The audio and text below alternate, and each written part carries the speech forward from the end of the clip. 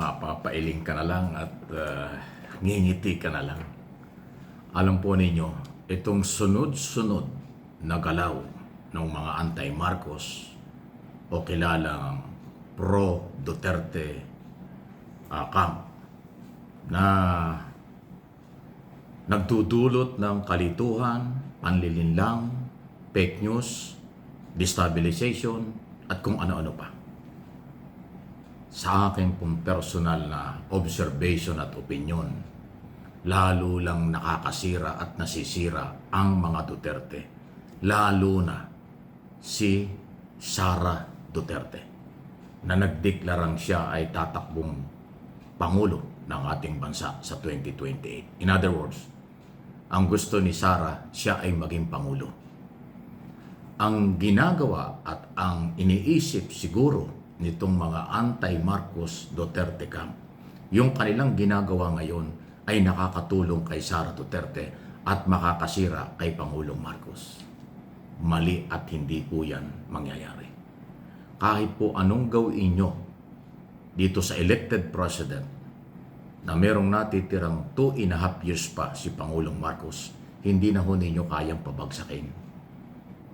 Dahil po kasi paulit-ulit na lang ang inyong ginagawang paninira. Ngayon gumamit pa kayo ng 18 na dating sundalo.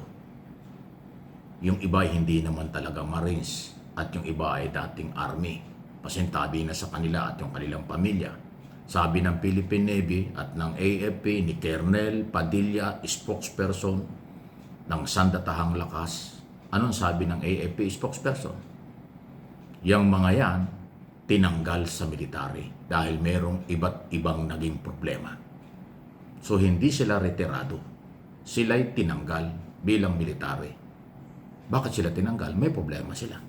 Ayun. Ngayon, sila'y ginamit or nagpagamit dito kay Baligod at kung sino man ang producer, director, financer, writer nito, ang daming sablay. Sila lang ang naniniwala sa kailang sarili pero hindi katanggap-tanggap sa maraming mga Pilipino sa buong mundo kasi maleta issue. Maleta boys ang tawag ko sa kanila. Ang issue ng pag-deliver ng pera at nakalagay sa maleta, lumang issue na yan. Hindi nga tinanggap yan eh. Yung kanilang pagkakataon sana napatunayan sa impeachment. Merong impeachment process, hindi nga nila nagawa dahil nag-file sila, wala namang endorsement na congressman, kaya hindi tinanggap ng committee o ng Secretary General. Yung ibang impeachment, tinanggap, nakarating sa Committee on Justice, binasura dahil puro hearsay, walang substance. Ay ang Pangulo po ay impeachable official. Doon lang ang tamang proseso. Hindi pwedeng kasuhan ng Pangulo habang nakaupo. So again, wala na namang nangyayari.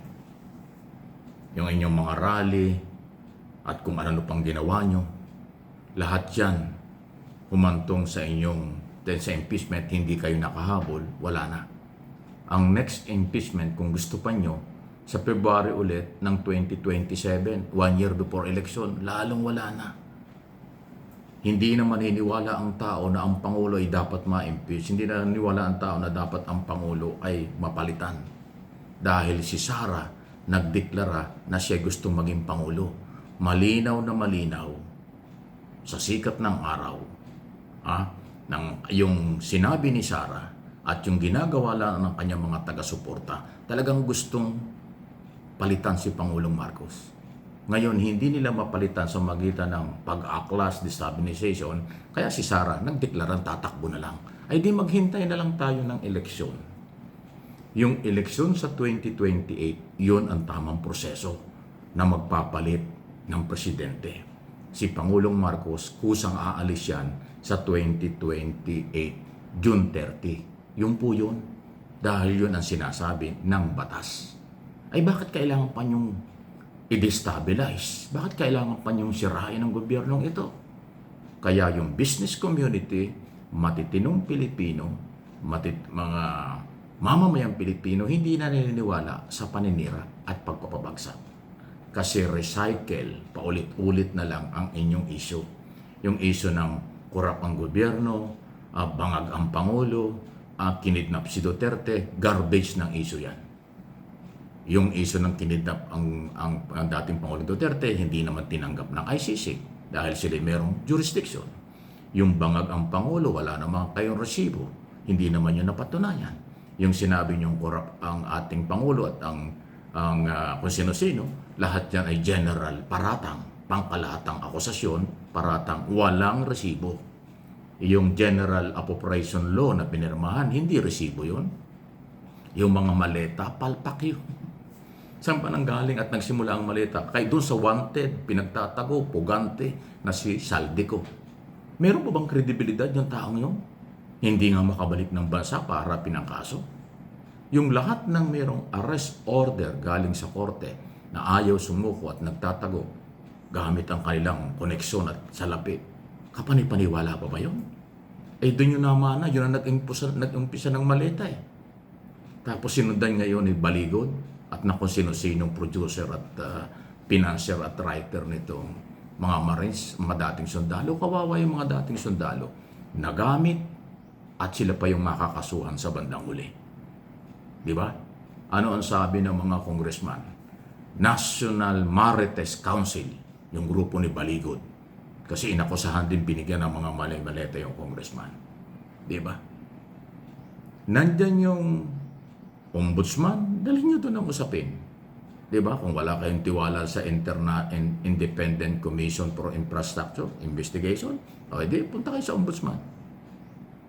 Sabi ni Boying Rimulya, ano man ang inyong gustong dalhin kaso, dapat may sapat na ebidensya, titingnan nila at aaralin nila.